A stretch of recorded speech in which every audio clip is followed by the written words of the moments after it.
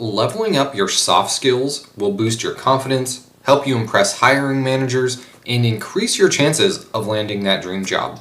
Soft skills are known as people skills for a reason. In this video, we will cover some tips and tricks for upping your soft skill game. There are two types of people: those who prefer to work with people and those who prefer to work with things. If you're career transitioning into cybersecurity because you're the latter type, then this video is really for you.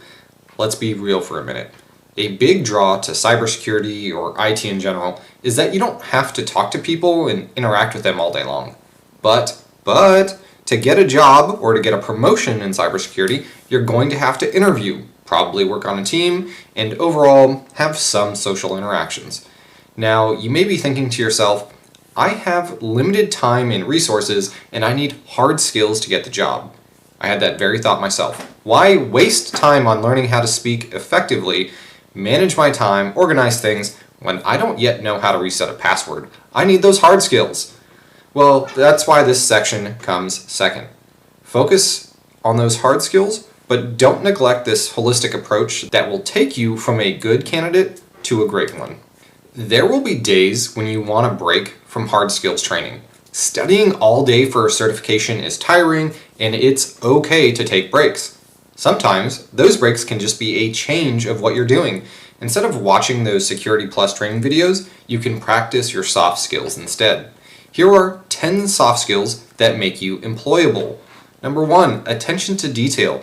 Just like you don't want your surgeon missing important details during an operation, your team and customers don't want you overlooking details when securing their environment or handling a live incident. Communication. I try to encourage level 1 analysts when they make mistakes. I'm humble when a level 3 analyst shows me how to accomplish a task. I am confident and simplified when I speak to CEOs. I'm detail-oriented when speaking to account teams. 3. Confidence. On LinkedIn or any job site, I may pass up a job because I don't feel qualified. It'll say entry-level position, 5 years of experience, master's degree, and complete mastery of 20 tools. We've all seen those posts, and they're complete bullshit. Sometimes you just need to dig deep and believe in yourself. Decision making. Indecision is not a good trait. I make 1,000 decisions a day that affect other people. Do I block sign-ins from this account? Do I isolate a workstation or an entire network? What is important enough to get my team lead involved? Openness to criticism. I get things wrong. I don't do everything correctly. And some people are just going to tell you, you fucked up. I once blocked C-suite at a bank from receiving emails on their phones for an entire day. Whoops. I deserve the criticism. Believe me, I won't be making that mistake again. Organization. I have 7 or 8 different queues that need to be managed. I have to respond to those alerts, remember what actions I've taken, and what needs to be done next. I use Post-it notes and Notepad and Outlook calendar, Excel, our ticketing system to all sort it out. Problem solving. There are many ways to solve problems in cybersecurity, and not all of those ways are created equal. More security is not always better. I can prevent you from receiving 100% of malicious emails by rejecting all of your incoming emails. Can't get phished if you don't receive emails. Resourcefulness. I'll often get a ticket and have not a single clue of what to do. I could either not take that ticket or 2, figure it out. Resourcefulness. Look for internal posted articles related to the issue. Find previous tickets that dealt with the problem. Google foo, reach out to the vendor, ask a coworker, get my supervisor involved. Always try to figure something out on your own before reaching out. It builds self-reliance and resourcefulness. Teamwork. Cybersecurity is a team task. There is far too much to secure for any one person to do it all. Sure, I'm a generalist and can do many things, but I'm not a specialist in every area. I have to rely on my teammates to show up when I need them and provide recommendations at work. Lastly, time management. I average 20 to 30 tasks or tickets on my board every day. I have more work than there is time. If I close 5 tickets in a day, I pick up 5 more the next. You need to be able to manage your time. Great. Thanks so much for the lecture. Now what? Well, here's now what. Now you got on the screen here, I'll post this in the description below. Rank yourself from 1, just incompetent, no idea what you're doing there, to 10, I am a master. I should be teaching you these things. Go through and just self-assess.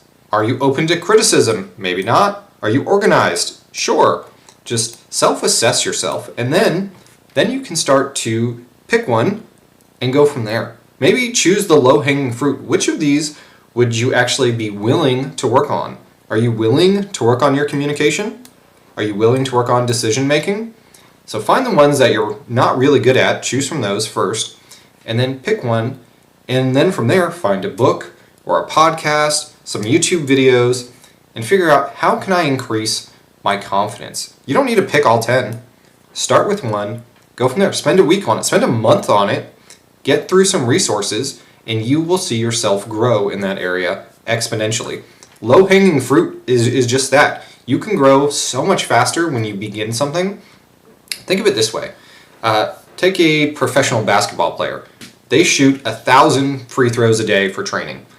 Me, on the other hand, who doesn't ever play basketball and has no sport skills, if I went out and threw 1,000 free throws in a day, my skills would exponentially grow. Their skills were kind of already leveled off. They have to do 1,000 a day to maintain their current level, but because I probably couldn't shoot a free throw, if I did 1,000 in a day, you bet I would be scoring, like I would jump up, 500% just by starting with that low-hanging fruit.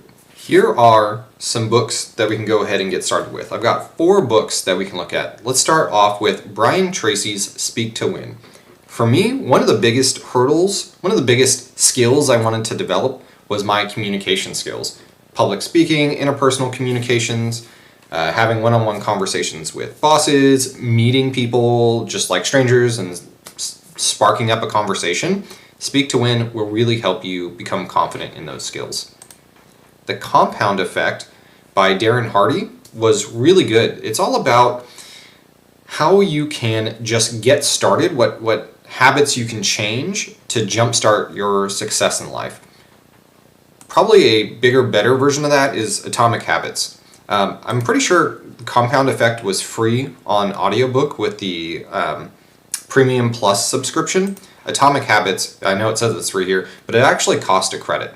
So if you're willing to drop some money on that, Atomic Habits is just phenomenal. It will, it breaks down how you create habits, and habits create personalities. Habits create soft skills, right? If you want to become a certain person, Atomic Habits will help you get there. Meaningful Small Talk. This one is by Dan Chang, and I really, really enjoyed this book. As you can see, it's short. It's a really quick read. I just can't say enough about this book. If you want to level up your conversation skills, start here.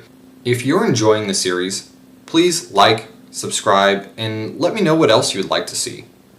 Next up, we have a quick PSA to discuss how to manage the journey so that you can make it all the way through and enjoy it. Thanks for watching, and I'll see you in the next one.